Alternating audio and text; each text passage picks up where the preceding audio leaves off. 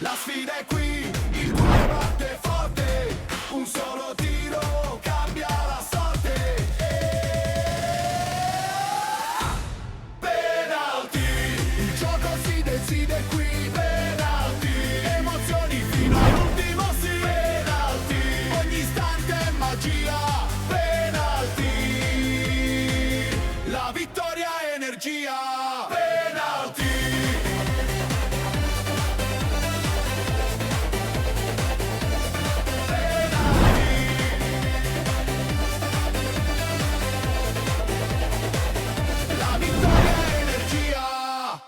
Il grande appuntamento con i Penalty Awards. Vi aspetto a Caltanissetta il 16 giugno alle ore 16 con ingresso gratuito presso il Teatro Regina Margherita. Sarà un appuntamento straordinario.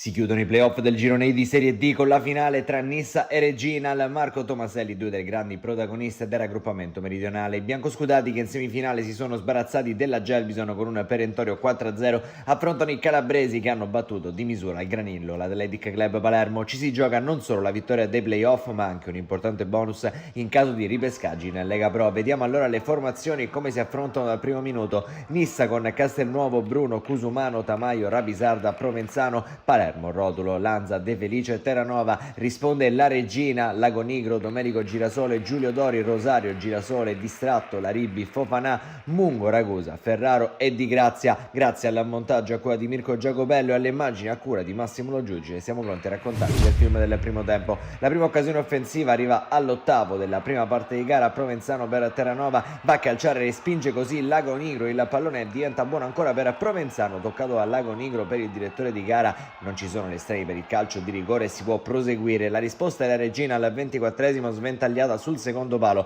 per Ragusa, rimette il pallone dentro, conclusione di Mungo che va a botta sicura ma respinge in maniera provvidenziale Cusumano. Rivediamo il tocco di ginocchio, soltanto due occasioni in questo primo tempo, non tantissimo l'entusiasmo alla Marco Tomaselli, conseguente lo 0-0 tra Nissa e Regina in questa finale playoff. Partiamo col film della ripresa. Al 52esimo i biancoscudati, cross dalla destra di Terranova per De Felice, rimette dentro per Rapisarda, va a calciare, c'è la respinta di Lagonigro che allontana il pericolo grazie anche all'aiuto della difesa. Al 53esimo la risposta della Regina, l'imbucata di Laribbi per Mungo che al momento della conclusione viene disturbato in maniera provvidenziale da Cusumano, favorisce la presa di Castelnuovo. 55esimo Regina, lancio lungo di Distratto dalla sinistra per Ferraro, si sbarazza del difensore Ferraro, conclusione, respinge sul proprio palo Castelnuovo. Buon momento da parte dei calabresi che ci riprovano. Edera va a triangolare con Fofanà, chance che termina di poco sul fondo col mancino. Castelnuovo sembrava in traiettoria. Minuto 73, sempre Regina, Mungo in area di rigore, Caparbio recupera ancora la sfera, la mette a disposizione di Distratto che cerca il destro, balzo da parte di Castelnuovo e poi la chiusura difensiva in calcio d'angolo. Minuto 78, doppio cambio nella Nissa, entrano Cragl e Alagna per Rodulo e Terranova. Al 79esimo ci riprovano i biancoscudati padroni di casa, calcio di punizione, il pallone affidato al neoentrato Cragl che cerca da posizione molto defilata la porta, non si fida al Lagonigro e fa bene, la mette in calcio d'angolo. 80esimo dalla corner che segue il pallone, finisce al limite dell'area di rigore, Rapisarda la controlla, fa finta, poi il destro in area di rigore, sfera che finisce di un soffio al lato. Nissa che nel finale ha le migliori occasioni, pallone in profondità di Palermo per Alagna, controlla la sfera, sul secondo palo c'è De Felice, il pallone controllato e poi mandato clamorosamente alle stelle, una gigantesca occasione per De Felice, spesso mattatore in questo finale di campionato. Minuto 93, entra Cittadino per Provenzano, serviranno i tempi supplementari, ancora 0-0 dopo i regolamentari, espulso dalla panchina Ragusa. Al 112esimo evidentemente qualche protesta di troppo per l'ex attaccante del Messina. 115esimo la Regina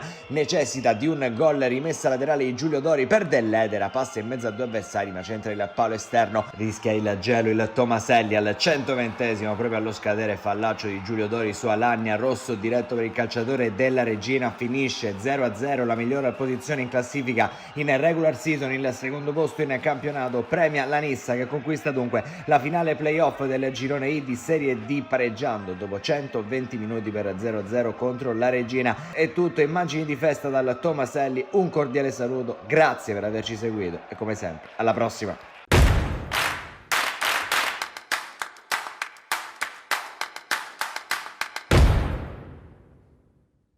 oggi sia quelli che sono entrati dal primo minuto, sia quelli che sono entrati dopo, hanno fatto una grande partita contro una grande squadra che è la Regina. La Nissa nella seconda parte del campionato ha dimostrato di essere la più forte e diciamo che se avessimo iniziato così avremmo vinto largamente il campionato. Poi non speriamo nelle sfortune altrui, però noi la domanda ci prepariamo a farla e se si libereranno abbastanza posti noi non perderemo la Serie C. Però al momento in cui presentiamo la domanda deve essere tutto a posto. Sono dei lavoretti, però a costo di mettermi io e tutti voi qui presenti con l'elmetto a fare lavori, vedete anche Gino, ex pompiere, siamo pronti a farli anche in prima persona questi lavoretti se serve.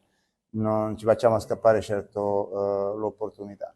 Ma io sono solo 3 anni che sono presidente, sembra strano ma sono solo 3 anni. Primo anno ero sponsor per capire se trovavo serietà nelle persone che mi stavano chiedendo, gli ex proprietari che poi sono rimasti comunque tutti vicini, mi stavano chiedendo di entrare nella Nissa, tra cui il presidente Vincenzo Cancelleri, Gino Palermo, in particolare Vincenzo è stato il primo che mi ha contattato, Vincenzo Cancelleri. Quindi io devo ringraziare questa tifoseria, donne, uomini, Curva Nord in primis, ricordiamo i 500 persone che sono venute a Lamezia a vedere la partita col Sambiase, cioè un esodi da categorie superiori, da città molto più popolose di Caltanissetta, però dicevi Caltanissetta è città bistrattata dal punto di vista socio-economico dalle classifiche del Sole 24 Ore, avranno i loro motivi, ora ha ritrovato un senso di appartenenza, un senso di rivalsa in questa squadra di calcio che può essere volano di una risalita di una città intera e anche di una Sicilia, perché comunque una squadra della Sicilia io amo sia Caltanissetta che tutta la regione Sicilia. Mi preme esordire facendo i complimenti alla Nissa per la vittoria dei playoff, per la stagione che ha fatto e soprattutto vorrei fare i complimenti alla città di Caltanissetta e alla grande sportività che abbiamo trovato oggi, che penso sia anche corretto sottolineare, anche perché non è scontato e non è facile trovare un ambiente come quello che si è trovato oggi. Quindi viva lo sport, e questo è dimostrazione che le cose si possono fare anche in modi diversi e si può tifare in un modo sano e genuino come ha fatto l'intera città oggi, la curva e anche la tribuna centrale. Detto questo, sì, la nostra spada di Damocle anche oggi è stata quella che ci ha accompagnato tutta la stagione, una squadra che purtroppo realizza poco. Non siamo stati come sempre incisivi e feroci nell'area di rigore, abbiamo creato contro la seconda miglior difesa del campionato a casa loro 5 occasioni gol limpide importanti, bravo anche il loro portiere su qualche occasione, ma noi poco precisi, poco cattivi. Abbiamo penso affrontato una squadra importante che secondo me soprattutto nel reparto offensivo ha i migliori giocatori del girone, della categoria, perché i numeri dicono questo e l'abbiamo visto anche oggi. Noi dal canto nostro abbiamo, penso, offerto una prestazione di qualità, buona, consapevoli che comunque arrivavamo a Caltanissetta con una situazione mentale diversa dalla Nissa, dove loro tenevano tantissimo questa partita e l'hanno dimostrato. Noi penso abbiamo onorato l'impegno nel miglior modo possibile, però è inutile nasconderci, nessuno di noi voleva fare questi playoff perché dopo la delusione di quella grande rincorsa che abbiamo fatto che poi non si è concretizzata, sapevamo che comunque a livello mentale, accompagnata anche alla situazione che c'è in città, non venivamo qua nelle migliori occasioni, nella migliore condizione. Detto questo, penso che entrambe le squadre hanno fatto una buona partita, hanno avuto le occasioni, le ha avute la Nissa per fare gol, abbiamo avute noi anche per poter fare gol. Il risultato alla fine forse è anche giusto per quello che hanno dato le due squadre, la classifica del campionato prima la Nissa, come è giusto che sia, quindi complimenti a loro e noi guardiamo a casa nostra e pensiamo al domani. Penalty Awards, il grande galà dello sport con la presenza dei più importanti nomi dello sport, dello spettacolo e del giornalismo. Penalty Awards, un marchio esclusivo Play Village. Presenta Ettore Tortorici. La sfida è qui, il cuore batte forte, un solo tiro cambia la sorte. Penalty, il gioco si decide qui. Penalty, emozioni fino all'ultimo sì. Penalty, ogni istante magia. Penalty, la vittoria è energia. Sono qui per ricordarvi un appuntamento straordinario, l'evento dei Penalty Awards. Vi aspetto a Caltanissetta il 16 giugno alle 16 con ingresso gratuito presso il Teatro Regina Margherita. Esserci è importante.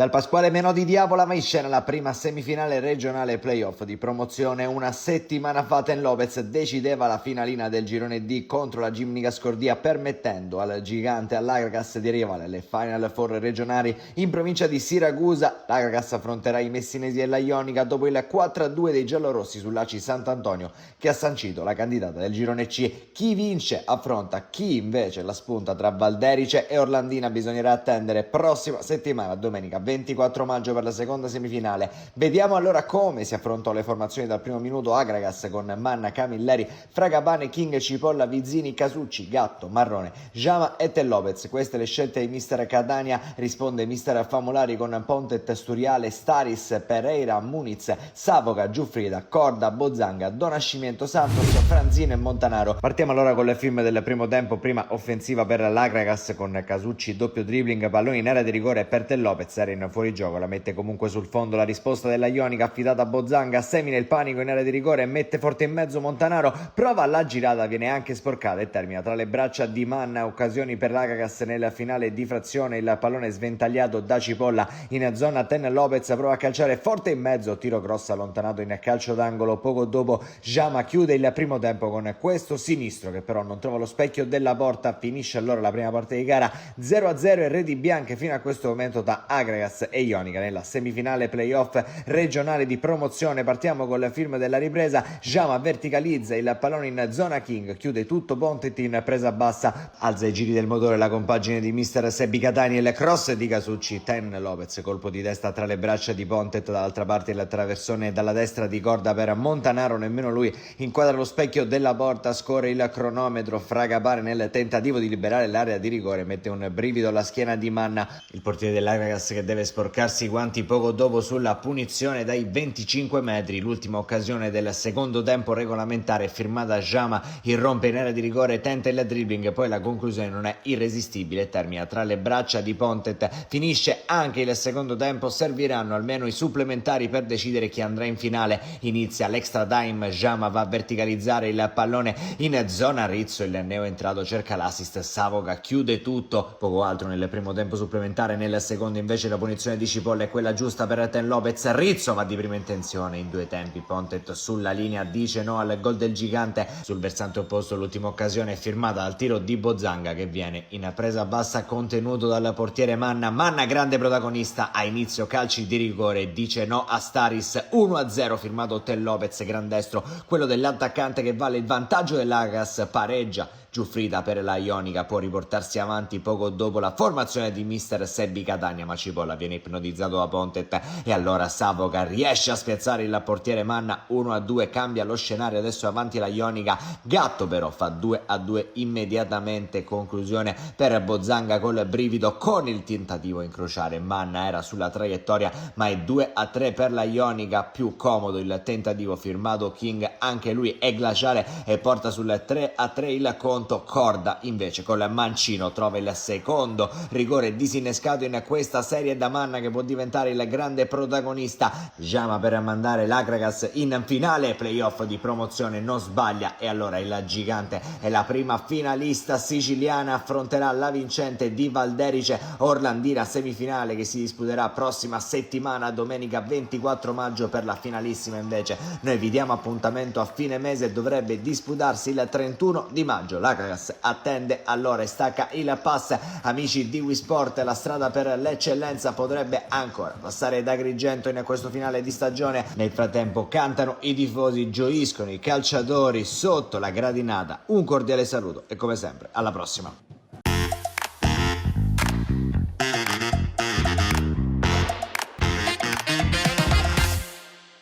Ci abbiamo messo tutto quello che avevamo e poi queste partite si sanno, probabilmente come giustamente dici tu, la si vince di nervi, la si vince gestendo la tensione dei momenti più delicati.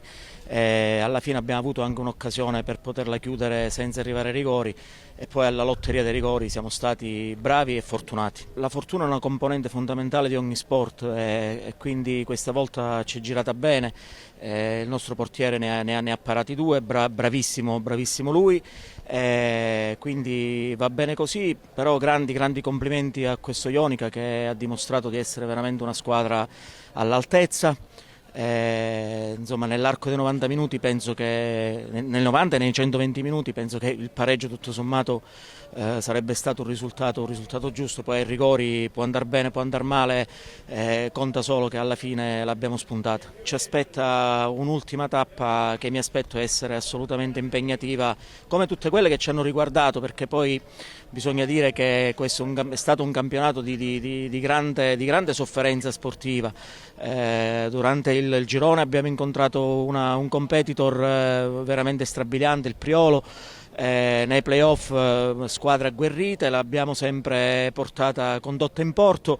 Adesso l'ultimo atto che spero ci possa vedere definitivamente vincitori. Abbiamo una tifoseria, una curva veramente appassionata che è stata abituata storicamente a palcoscenici calcistici diversi, però nonostante la categoria ci seguono con passione. Per noi, al di là della frase fatta, hanno costituito più volte il 12° uomo in campo e questa vittoria è per loro.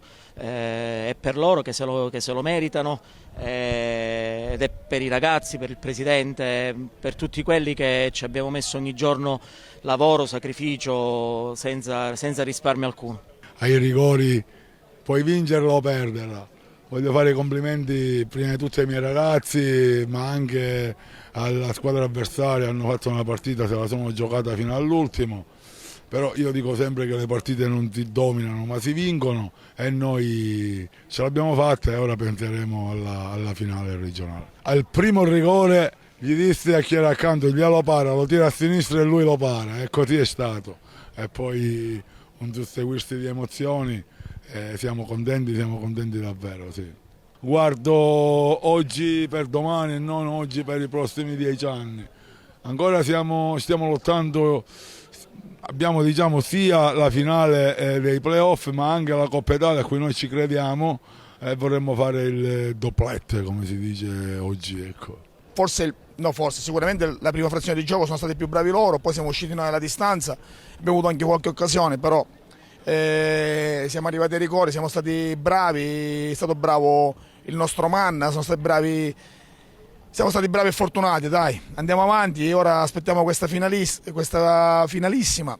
Per ora ci godiamo questo risultato che comunque è un risultato importante al cospetto di una squadra forte. Abbiamo incontrato una squadra strutturata con giocatori importanti, giocatori che io ho allenato come Franzino e Giuffrida, e come hanno 4-5 giocatori importanti che potrebbero fare benissimo categorie superiori, per cui questo risultato vale doppio. Questa vittoria è dedicata ai ragazzi, è dedicata al pubblico, alla società, però prima di fare le dediche dobbiamo ora centrare l'obiettivo più importante, poi lì possiamo dedicare realmente qualcosa a qualcuno. Ribadisco, abbiamo subito tanto, troppe chiacchiere, troppe frasi fatte che non fanno bene a nessuno, per cui questi tifosi è giusto che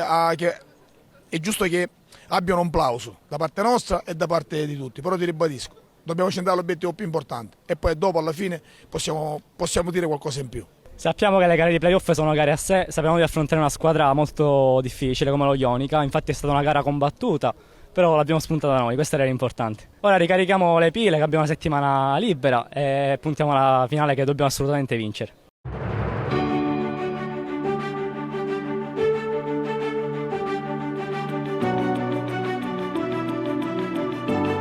Penalty Awards, tutto il meglio del calcio dilettantistico siciliano, in un'unica grande serata.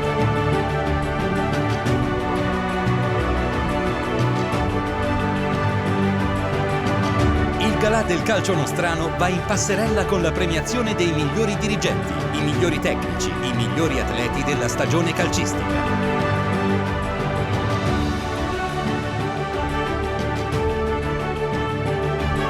Una serata esclusiva con il gotha dirigenziale e sportivo del calcio siciliano, le eccellenze dello sport, del giornalismo e dello spettacolo.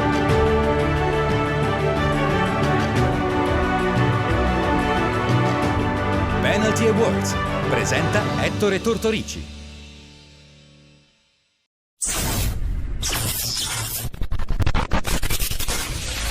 L'ultimo passo dopo una stagione intera con un sogno, l'unico chiamato eccellenza. Benvenuti nella finale di promozione. I padroni di casa del Valderice arrivano qui con una certezza in più, il vantaggio del miglior piazzamento. Tradotto, per chi non l'avesse ancora capito, se dopo i tempi supplementari il risultato resterà in equilibrio, sarà proprio il Valderice ad andare avanti a trovare in semifinale regionale l'Orlandino, nel taglio che pesa e peserà probabilmente parecchio.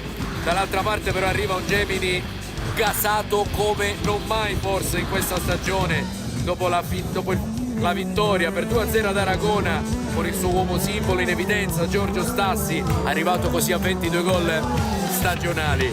Si gioca tutto oggi, in una giornata, in un pomeriggio. Benvenuti da Valderice.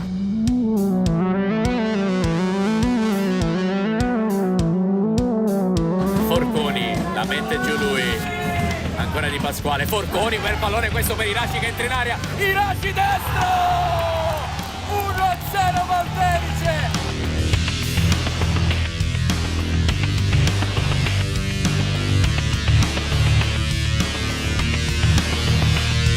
Strapotere fisico qui di Colley che riparte in contropiede, adesso allarga da Lucera che entra in area, Lucera pareggia il Gemini con una super giocata di Colley e con la freddezza dentro l'area per il primo gol stagionale di Raimondo Lucera.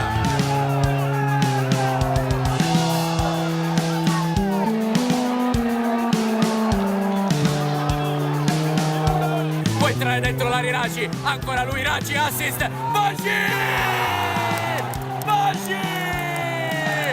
2-1 Valderice, segna Baggi!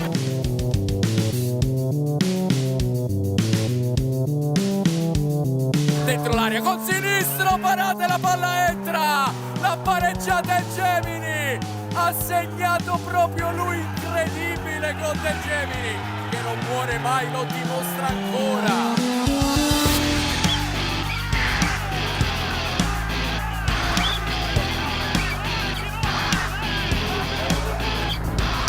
Finisce qui però il Valderice è in semifinale regionale, pareggia con Gemini e in semifinale regionale. Segnate questa data, mercoledì 27 maggio, la data ufficiale della presentazione delle nomination della 13ª edizione dei Penalty Awards 2026. Di scena a Caltanissetta, il 16 giugno alle ore 16 con ingresso gratuito presso il Teatro Regina Margherita. Per intanto vi aspetto mercoledì sul canale 19 di TVM Palermo alle 15:30 e sul canale 15 di 7 Gold alle ore 19:20. Appuntamento da non perdere.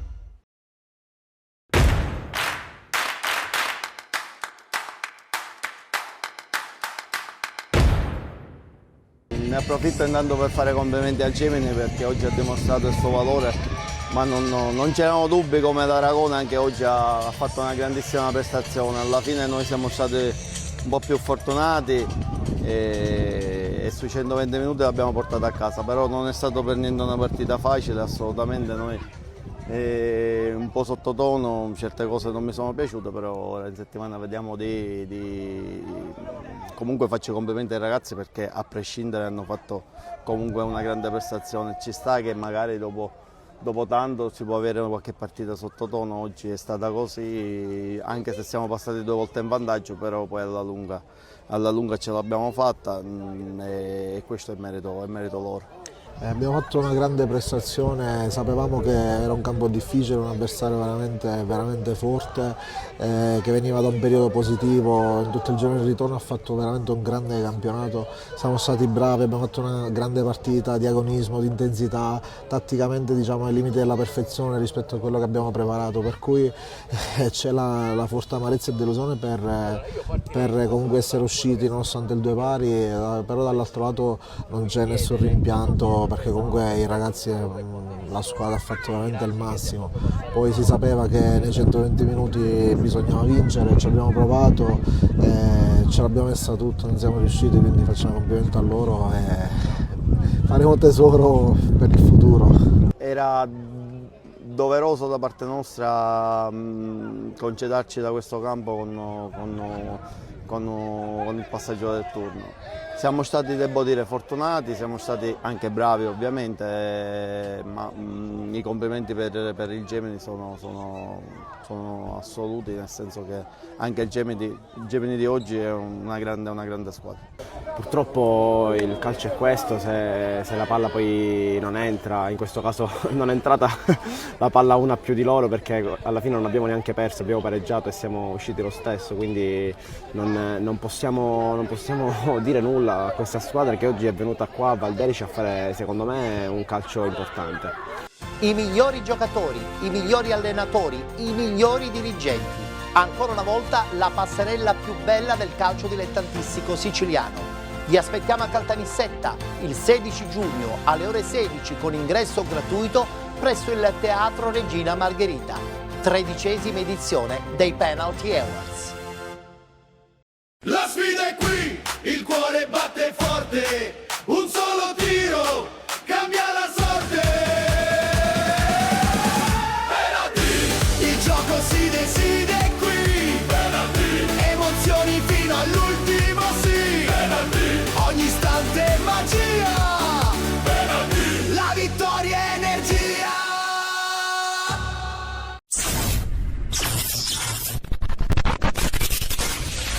Innanzitutto faccio i complimenti alla Stilo perché è una grande squadra, l'avete visto anche voi tutti sugli spalti, ben costruita, faccio anche i complimenti al direttore Origlia, ben messa in campo e quindi abbiamo affrontato un avversario tosto. Come ben sapete tutti con la regular season siamo a 9 punti, ma una finale è una finale, una partita a sé, giocata sul minimo dettaglio, infatti le abbiamo studiate per benissimo durante la settimana. Quindi, come hai detto bene, i frutti sono arrivati, era giusto così perché non me ne voglio nessuno, in quanto i ragazzi sono stati strepitosi durante tutto il campionato e quindi è giusto che si prendano questo merito e soprattutto questo grande palcoscenico che vedremo alle fasi interregionali cosa succede lì in Sicilia. Questi ultra, questi tifosi, vedere nel paese la gente che cammina, il classico vecchietto che ti saluta, è contento, è davvero un clima festoso. Abbiamo riportato, grazie a questa bellissima società, abbiamo riportato un clima davvero spettacolare in città e quindi è giusto che adesso anche loro sognano insieme a noi. Adesso stacchiamo un po' la spina oggi, ma già da domani siamo al lavoro, sappiamo per bene chi andiamo a affrontare, è una squadra davvero importante, costruita benissimo e esprime un bel calcio. La prepareremo come abbiamo preparato le altre, calcoleremo tutti nei minimi dettagli, vedremo che cosa succede. L'unica cosa, andremo lì con spensieratezza perché i ragazzi devono stare tranquilli, dobbiamo pensare a lavorare e preparare la settimana come abbiamo sempre fatto. Poi andiamo lì, ce la giochiamo e vediamo cosa succede. Anche oggi abbiamo dimostrato di essere una grande squadra e soprattutto abbiamo meritato, diciamo, questo pass per le fasi nazionali. Non solo per la stagione che abbiamo fatto, ma anche per la prestazione di oggi, nonostante alla fine abbiamo affrontato una signora squadra che sicuramente anche egli ha fatto una stagione molto importante ed è stata quella che ha tenuto in viva questi playoff e quindi automaticamente per noi oggi era una partita chiaramente da portare a casa, da pensare a vincere, perché al di là del doppio risultato che poteva essere utile, ma come ho detto ai ragazzi era importante pensare a vincere la gara e non fare nessun calcolo. Il resto come dicevi appunto tu prima, la stagione penso che sia stata una grandissima stagione e con oggi diciamo, si è chiuso il cerchio su una stagione veramente straordinaria. Adesso inizia un'altra fase, su una gara d'andata, una gara di ritorno e quindi automaticamente, come si dice, le difficoltà aumentano perché effettivamente bisogna essere preparati ad affrontare questo avversario che magari ha dimostrato anche egli nel suo campionato di essere una squadra veramente competitiva e forte e che quindi noi diciamo, con la nostra spensieratezza che ci ha accompagnato in questa stagione ci andremo a giocare questa semifinale cercando di dare sempre comunque il meglio e il massimo. Voglio ringraziare veramente questo pubblico che ancora una volta ha ritrovato quell'entusiasmo, quella spinta, è ritornato magari a essere, come dire, a essere il 12° uomo e l'abbiamo sentito molto caloroso. E poi voglio fare anche i complimenti alla società, perché la società c'è da dire che ha fatto 4 stagioni con quella di quest'anno veramente grandiose anche loro, quindi li devo solo ringraziare, li devo fare i complimenti perché hanno dimostrato veramente di riportare il Trebisacce diciamo, ad alti livelli. E non per ultimo poi alla fine un caloroso ringraziamento e un abbraccio forte lo do come sempre ai miei ragazzi che anche oggi non hanno mai mollato e non si sono risparmiati. Sì, sicuramente siamo venuti a giocare a Trebisacce non per difenderci ma per cercare di vincere la partita, come è giusto che sia perché avevamo un risultato. Abbiamo preso gol abbiamo pagato forse il gol che abbiamo preso all'inizio, siamo partiti un po' contratti, il Trebisacce è partito un po' meglio, ma era indirizzata sullo 0-0 alla fine del primo tempo. Questo non toglie il merito del Trebisacce ad aver passato il turno, lo sapevamo che era una squadra importante, ha fatto numeri importanti come dello stesso canto noi.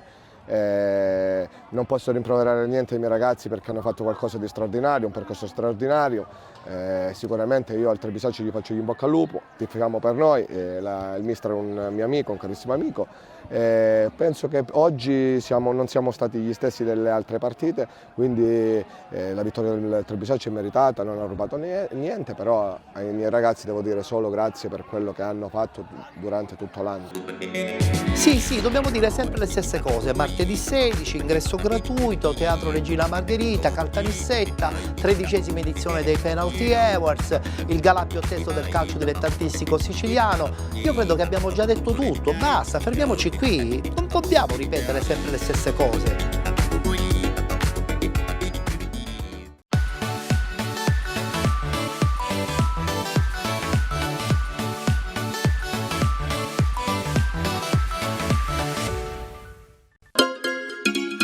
Benvenuti da Giada Immobiliare.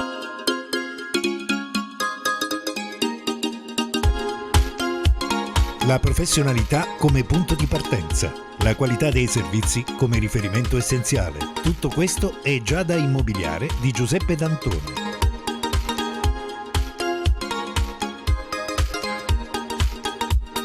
Servizi di compravendita ed affitti, supporto per concessioni mutui e consulenza finanziaria ed inoltre assistenza a partecipazione ad aste giudiziarie e consulenza tecnico-legale. Giada Immobiliare, via Etnea 734, Catania. Info 095 61 74 981 oppure 095 61 74 973. Visita il sito con le nostre proposte www.giada-immobiliare.it.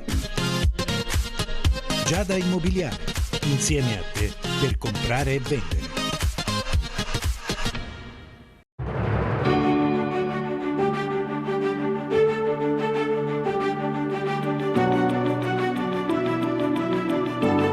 Penalty Awards, tutto il meglio del calcio dilettantistico siciliano in un'unica grande serata.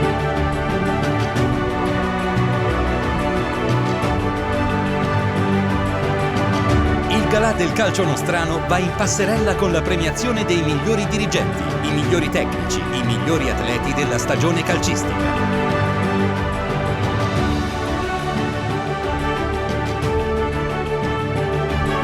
Una serata esclusiva con il gotha dirigenziale e sportivo del calcio siciliano, le eccellenze dello sport, del giornalismo e dello spettacolo.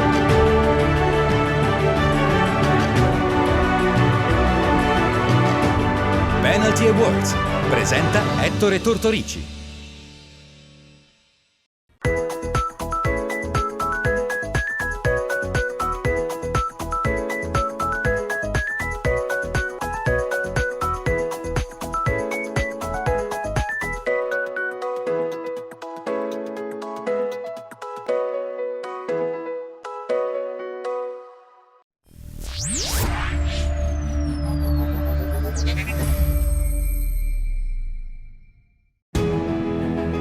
Penalty Awards.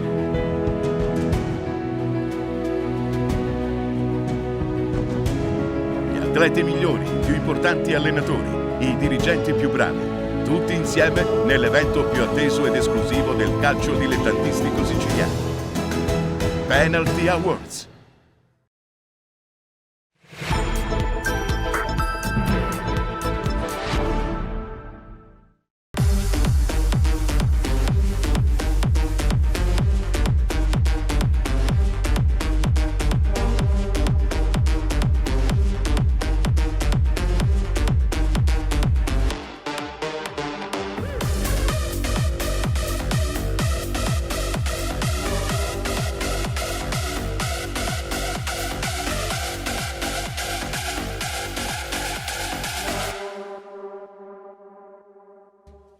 Bentrovati con una nuova puntata di Face to Face, il faccia a faccia con i protagonisti del calcio siciliano. Vado subito a presentare il nostro ospite con la solita scheda informativa. Ex enfant prodigio del calcio siciliano, ex calciatore, adesso allenatore. Amato dai suoi ragazzi, non molto simpatico a tutti coloro che lo vedono tutto di un pezzo. Poco incline a compromessi e questo spesso dà fastidio. Ma lui è questo, prendere o lasciare.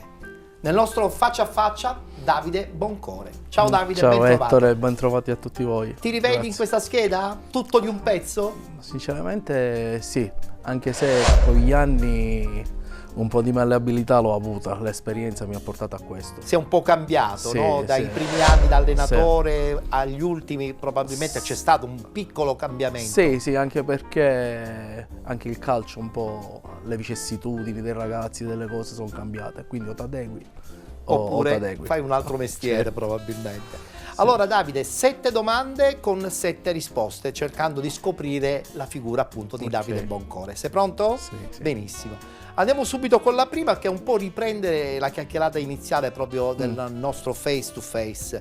Ma è vero che difficilmente scendi a compromessi e che vai troppo spesso dritto per la tua strada, contro tutto e tutti? È stato così, l'ho dimostrato in passato perché la vita mi ha messa con le spalle al muro e quindi so fare questo, ho fatto tanta gavetta e quindi non mi sento di tradire quello che faccio. Lo faccio anche per dare anche un indirizzo ai miei figli. Spesso e volentieri anche con dei litigi, no? Perché molte controversie poi chiaramente portano probabilmente a discussioni accese. Sì, però spero che litigio no, spero di essere sempre dalla parte del giusto e di lasciare qualcosa dei ragazzi di positivo, Bene. mai in negativo. Che ruolo ha nel mondo del calcio l'amicizia con i direttori sportivi oppure con i presidenti, secondo te? Io per esempio ti prendo un esempio di quest'anno. Io tramite Marco Lo Giudi, che siamo amici oltre che un grande direttore sportivo, ho conosciuto una persona abbastanza umile come il presidente. Non è subito a pelle, ci siamo capiti quello che volevamo e abbiamo intravisto le stesse idee. Piana, quello che si doveva fare, quello che si non doveva fare e fin dal primo giorno avevamo prefissato questo obiettivo. Quindi allora esiste l'amicizia possibile tra allenatore e presidente? Sì, secondo me sì, però io sono un tipo che voglio essere riconoscente, perché quando arrivi e firmi un contratto e sei dipendente, io sono un tipo che ti voglio dare e te lo voglio dare tu mi devi apprezzare per quello che faccio in campo. Ho capito, ma tutto questo con i presidenti oppure anche con i direttori sportivi che hanno spesso e volentieri un po' un carattere più particolare? No dai, con i direttori anche quando giocavo avevo direttori tipo Cesare Sorbo, direttori importanti, avevo Claudio Lamattina a Vittoria, quindi ci sono uomini i direttori, di sei calcio. uomini di calcio, hanno vissuto il calcio ed è ancora più facile, solo però in questo calcio è più difficile trovare quelle figure, anche perché i ragazzi hanno una mentalità diversa. Quindi è cambiato un po' il Sì. calcio rispetto a quello che praticavi tu, tra virgolette, da giovane. Sì, è cambiato molto, però vi ripeto, spero di trovare un gruppo come ho trovato quest'anno, che se tu scegli Piana è perché senti qualcosa di forte. Hai bisogno quasi di rilanciare un Sì. po' la tua carriera, no? Sì. Vale per te, ma vale anche per i anche per calciatori. loro, sì. Abbiamo trovato un ambiente forte, si è creato qualcosa di importante. Merito anche di questi ragazzi e della società alle spalle che non ha fatto mancare nulla. C'è qualcosa che adesso cambieresti della tua carriera calcistica passata? C'è qualche scelta affrettata oppure qualche litigio di troppo? Io ho vissuto 7 anni con mia moglie in Sardegna, ho costruito una casa pure là in Sardegna. Ho intrapreso la carriera di allenatore là, ho fatto tutte le categorie, dalla seconda categoria fino alla Lega Pro. In Lega Pro ho fatto il secondo a Bucchi, a fine anno, solo che in Sardegna avevo un lavoro, gestivo un'azienda di rifiuti di 52 operai. Addirittura? Sì. Con l'ingegnere, il sindaco del paese, perché io ho finito la carriera là alla Torres da capitano. Ti sei affezionato un po' all'ambiente, all'ambiente sì, e hai trovato anche alternative lavorative. Sì, tanto è vero che mio figlio è nato là a Sassari, il piccolino, dove mi era fatta la proposta da Bucchi di andare con lui, mi sembra a Benevento e poi è andato lui a Perugia. E io non me la sono sentita perché avevo il lavoro alle spalle e ho continuato per la mia strada. È una scelta difficile probabilmente. È stata una scelta difficile, adesso un po' è stata una scelta sbagliata perché poi il lavoro si è fermato, perché la regione doveva ambientarsi, doveva adeguarsi e tutto.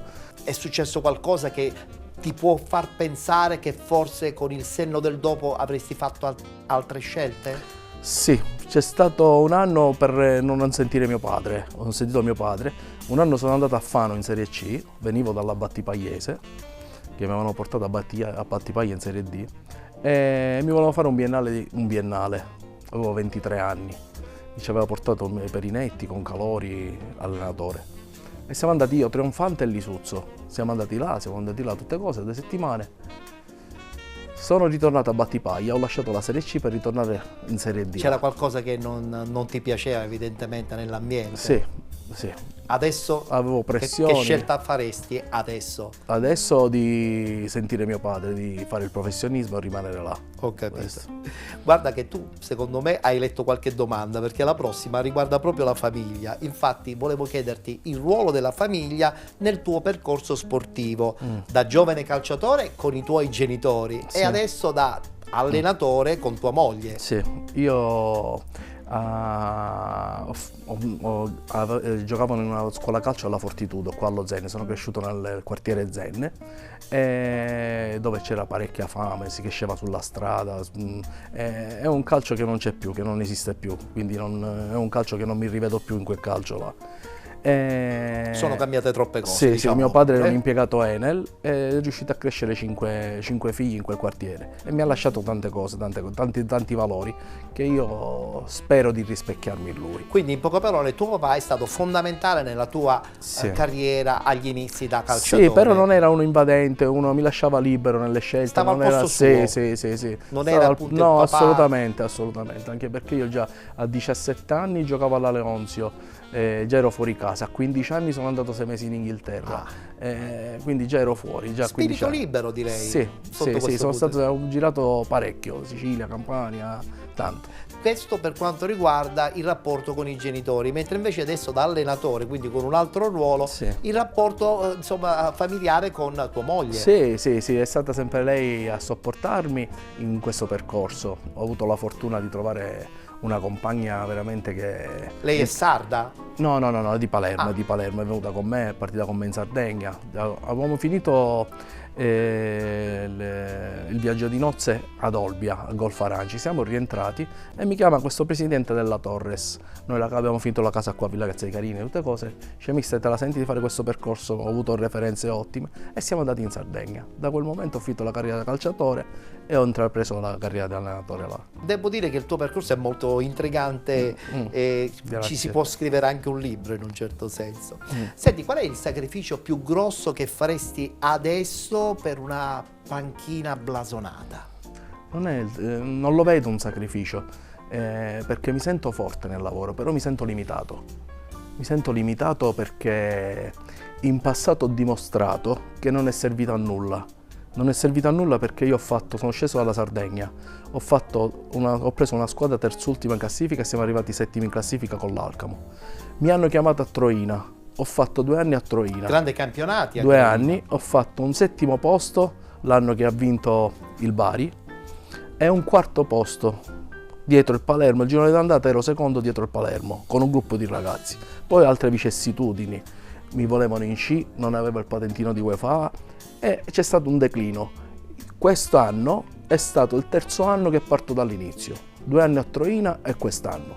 Una volta che col lavoro diventi squadra te la puoi giocare con tutti. I giovani sono croce e delizia per ogni allenatore e su questo insomma lo possiamo gridare ad alta voce. Se ne hai sotto mano qualcuno sei certamente felice e contento, ma se non ce l'hai come ti comporti? Cioè, sei pronto a lavorarci per dargli miglioramenti tecnici che possono essere utili per lui ma utili anche per te all'interno della squadra? Io penso che c'è sempre da migliorarsi.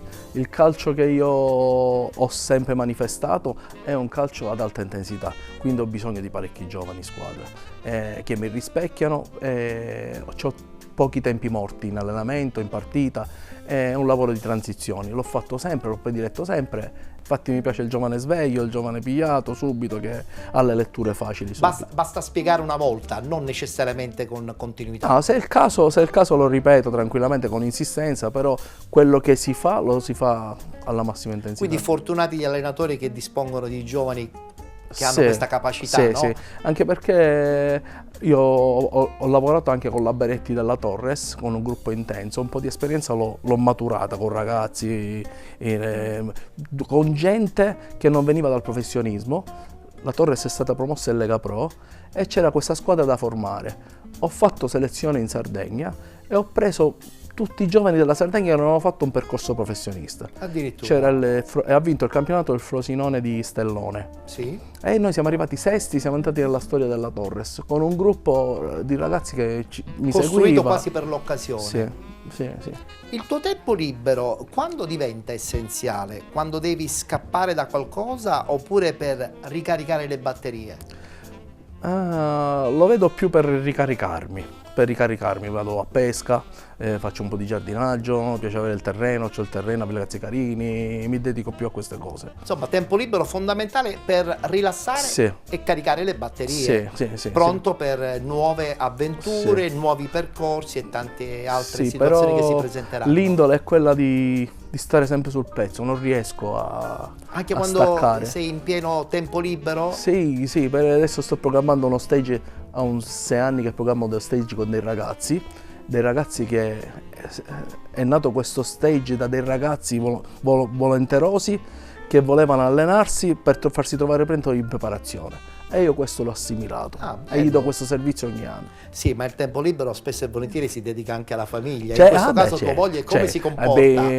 No, ormai mi sono ormai ti conosce. Sì, ormai ti da conosce. 20 anni che stiamo assieme, quindi mi Quanti figli hai? 2. 2 figli, che si chiamano? Uno Pietro e uno Marcello. Uno è nato, hai detto, in Sardegna. In Sardegna, a Sassari. Sì. E ha assimilato un po' il carattere isolano sardo? Sì, un pochettino è diverso dal grande. L'altro, il grande Esistono Pietro. delle differenze allora? Sì. Chi ti segue tra i due con più intensità? Marcello, il piccolino, diciamo che ha 12 anni e gioca nell'Atletico Palermo. Ah, addirittura, quindi probabilmente vorrà ripercorrere le gesta del padre. Invece l'altro faceva nuoto in Sardegna, è sceso, ha voluto fare un po' di calcio, però fisicamente è portato per il nuoto. Insomma, poi lasci libere anche le persone nel gestire quelli che sono i propri obiettivi, i propri percorsi. Guai se non fosse così, no? Certo. Bene, grazie per esserti raccontato, Davide. Abbiamo carpito anche altre cose sotto questo punto di vista. L'amore del pallone è immenso e probabilmente ancora per tanti anni diventerà il punto fondamentale della tua vita, no? Sì, Ettore, è proprio così, perché c'è stato un momento che volevo mollare, ma quella passione va oltre. È arrivato un gancio dal cielo e ha detto no, tu devi fare questo, probabilmente. Sì. E sei contento, sì, felice. Parecchio. Poi si arrivano ai risultati ancora meglio. Sì.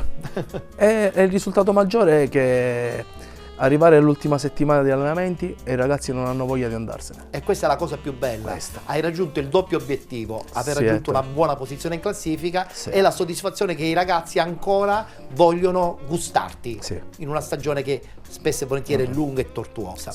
Grazie Davide. Grazie a voi.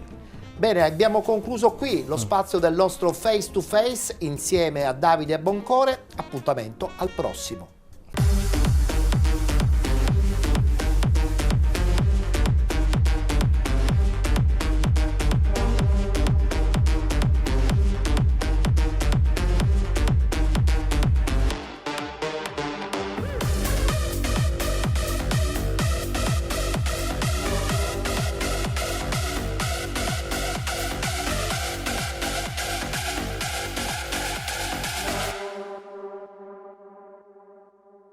Martedì 16 giugno e questa è la data ufficiale della nuova edizione dei Penalty Awards. Vi aspettiamo a Caltanissetta, Teatro Regina Margherita. Appuntamento da non perdere.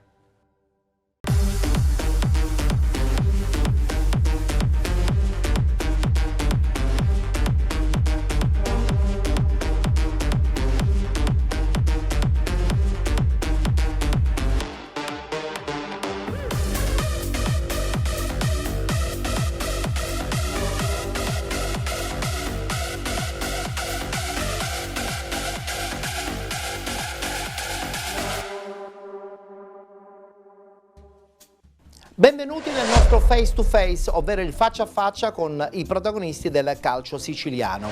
Andiamo subito a presentare l'ospite di questa puntata con una scheda informativa.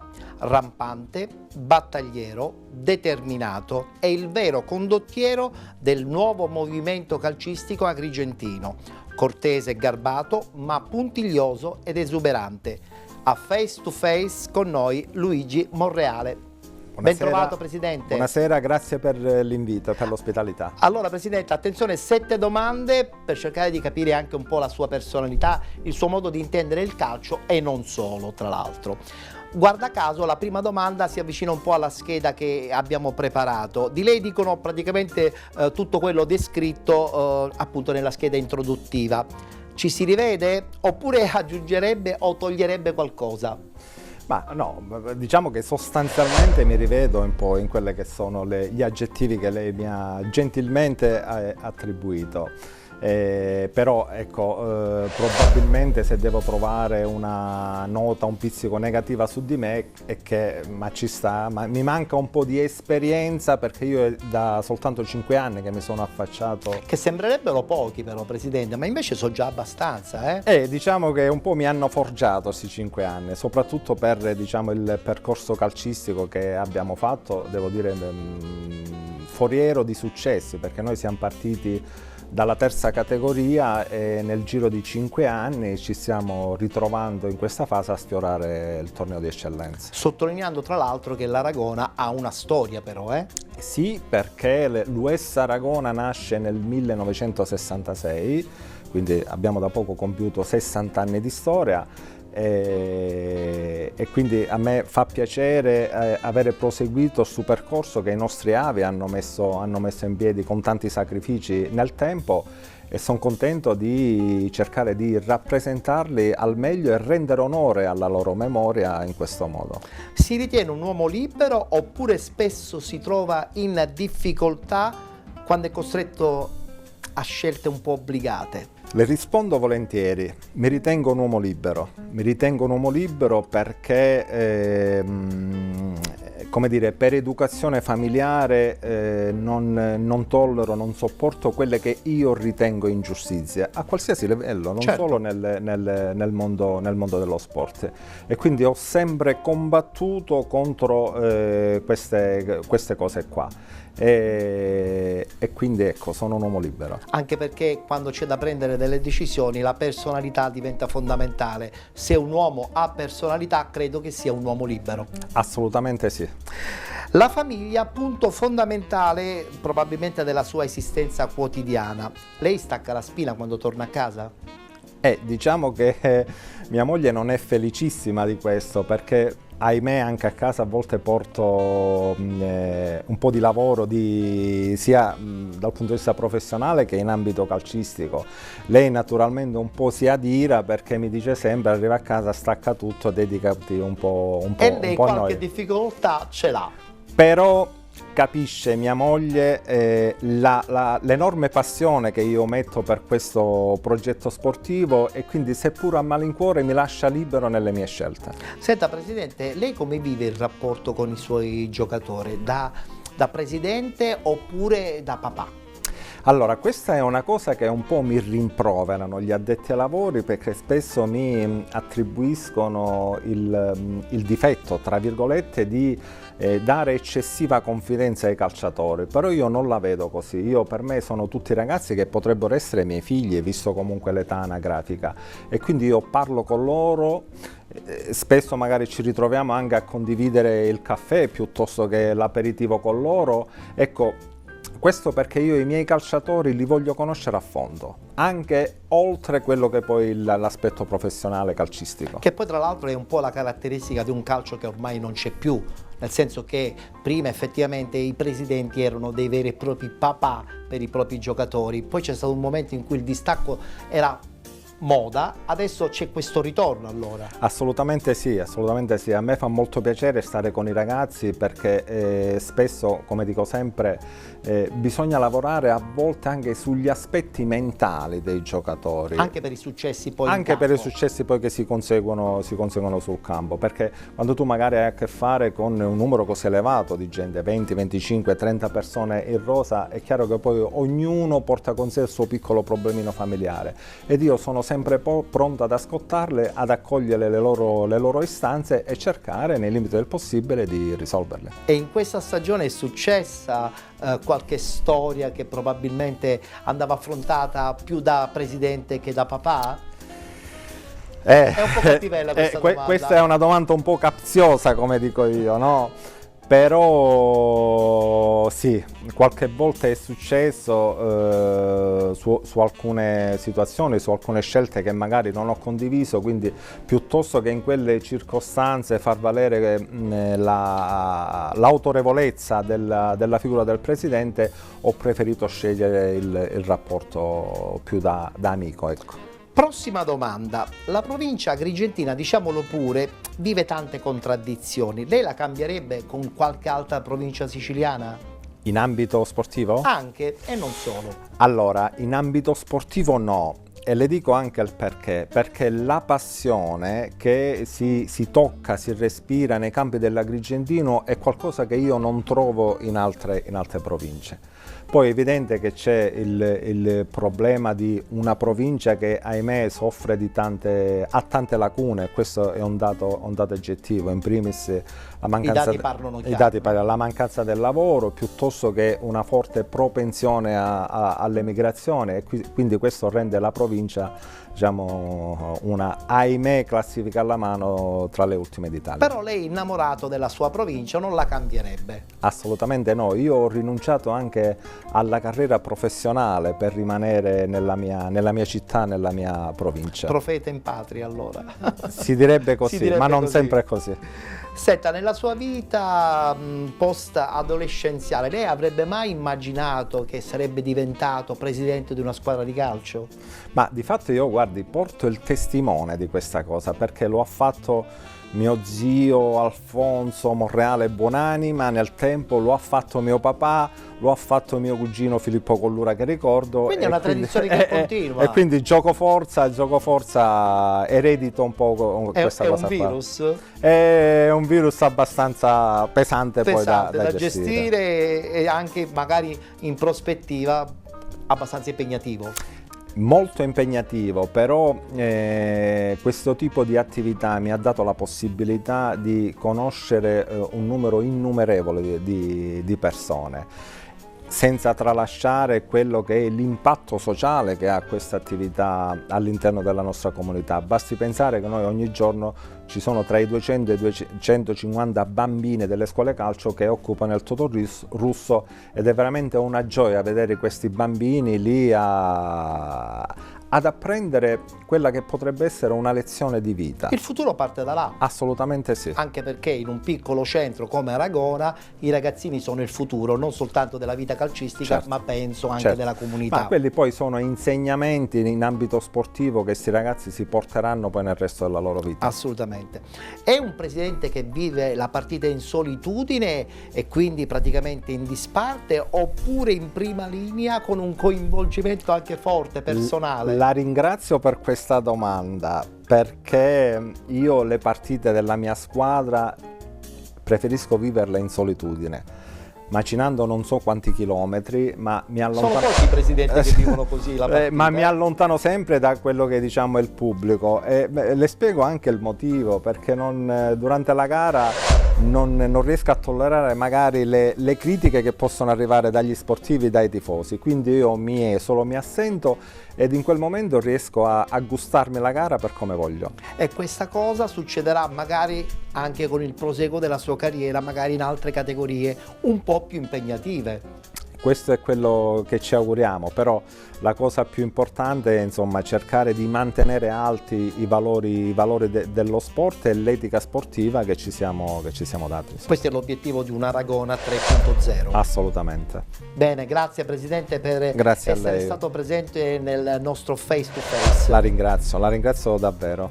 Grazie. Noi ci fermiamo qui, grazie per essere stati con noi, appuntamento al prossimo.